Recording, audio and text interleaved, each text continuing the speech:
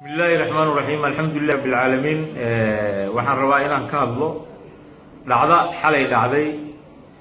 oo nin wasiir maxaa la lahay dood meel ka socoto asagoo ka hadlay maqaamka gobolka banaadir hal cid ma laha nasiib darro waay inay qolo sheegato banaadir dadka ugu badan digli mirflo waay nin wasiir oo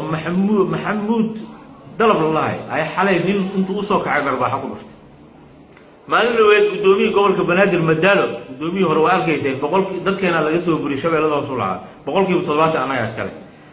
war anagoo gobolka banaadir lahaana maxaa la lahay xil noogu diideen haddana madaxdeena maxaa la lahay weeraraysaan garbaaxa ku dhufanaysaa nasiib darro waay saas macnaha ehel iyo walaalnimo lagu ma ahan karo wara 17 degma hal degma naga siin weyse xamar 3 meelood hatta 2 meel anaga askale dadkii u soo halgamay xamar ogtahay Abdulqaadir Saqaawudiin iyo Maxamuud Cusmaan Barba Saalax Cabdi Taqdar oo dhagax tuuraha dadkii xuriyada keenay way ayaa waxa waay ilaa ay hadda checkpointina fadhiyo oo maalin walba amniga magaalada Muqdisho hay waa dadka digli mariflaha way hal degma wax naga siin weys hal taliis hal dhiga naga siin weys todobada qaybood oo waaweyn hal qayb naga siin weys qaab dhismeedkii ciidanka xoogga dalka Soomaaliyeed 65 taliya qaaday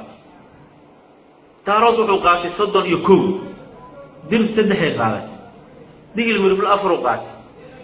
raashana hal qaaday waxa noo soo gudbiyay anaga dadkii hoggaankaas ciidanka ka shaqeynay saraakiishii ayagoo wada socday noo yimaadeen oo dacwo ah meel walba dacwadooda geeyay waxba laga qaban waayay markan waa nasiib darro waay inaad haddana dadkeena maxaa la lahay soo weerartid oo dharbaxaad ku dhufatid oo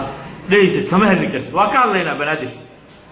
cid gobolka banaadir kama hadli kartid waa u soo dagaalanay dadkeena ku dhintay waa deganahay 3 meelood 2 meel anaga waa war ilaahan kugu dharshay waxa waaye banaadir waa gobol caasimadii wadanka waay oo Soomaaliland ka dhaxayso waay dadka u badnaan kamid ah hal jiga ay siin weys haddana waxa leedahay shabeelladaas 70% aan deganay ani waxaan u sheegaa baaqa waxaan u diraa madaxweynaha koonfur galbeed Cabdicasiis xaqiiqdii waxa waay waa federal dadkan cid alle cidii annaga maxaa la lahay deegaankan ku soo xadgudub inuu talaabo ka qaado waxa la isku darsaday meeshan war annagoo saasa war ilaahan kugu dhaashay oo dawladdan aan difaacin oo gobolka banaadir ogtihiin ciidamada ugu tiro badan oo joogo oo maxaa la lahay oo haddaba ciidamada la qaadayo marba meel loo qaadayo waa annaga qarannimaan jecelnahay Soomaalinimaan jecelnahay maanta wixii laga bilaabo ma yeelayno waxa idinka awadaan waa tashanayna annaga hadda kor waa tashanay dalkan macnaha Soomaalnimo waa rabnaa laakiin Soomaalnimo dala ka saaray oo weerar cad kugu soo qaadayo oo hadda haysto gobolka shabeellada hoos saaka warqabtaan kun isbaaraataal gaarigi baydhabo ka soo baxo xamar imaanay 5 kun ku imaanaa kii qoryoolay ka soo baxay ambaraw ka imaanay 4,500 dollar dhammaan gaadidayda halkan noogu timid waxa dadka ciidankaas lacagta qaadanay oo dadka dhacoyn idinka waay markan hadda inaan ku noqono dagaalkii ahliga ah waa nasiib darro waay markan waa idin nasteexayna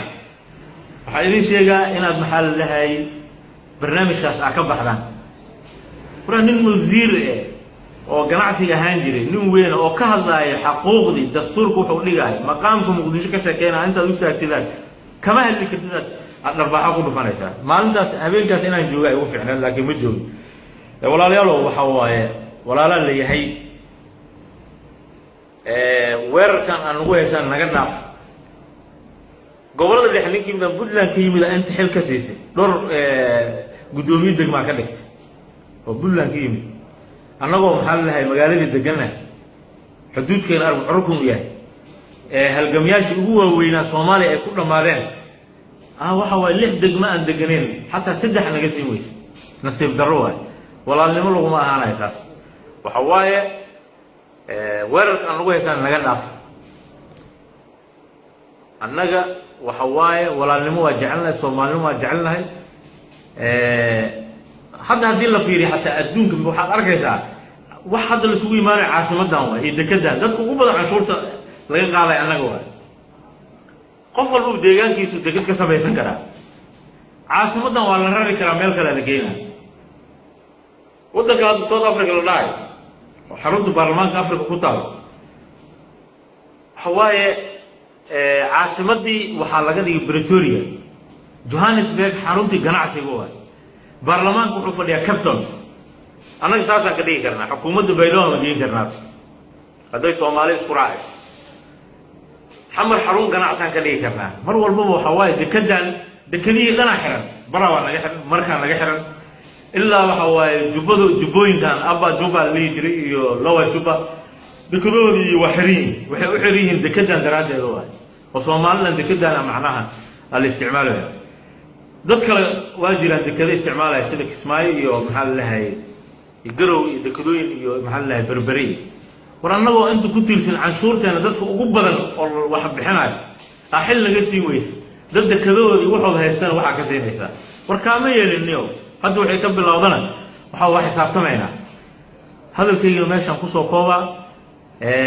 nimankaas waa inay apologize ka bixiyaan arrintaas qof walbana inuu ka danqado way waxaan lagu sameeyay mar walba waxa waaye walaalayaalow walaalnimada idinka diidan annagu waan ugu xaq tumateen wixii wadankan maxal la xil ah idinka haay 17 degma hal degma gudoomiye ku xigeen hatta gudoomiye xaafid aan laga dhigaysay markaas waxa waaye walaalnimada raadinaysaan miya muqdisho annaga iska leh idinkan waa leedihiin laakiin waa la isla leeyahay muqdishada waxa waaye waxa iga doorsatay qof kale oo maxal lahay Puntland degan walaalnimo taas ma hadalkayga waxaan ku soo koobaa isqaboojiya waa idin nasteexeynayna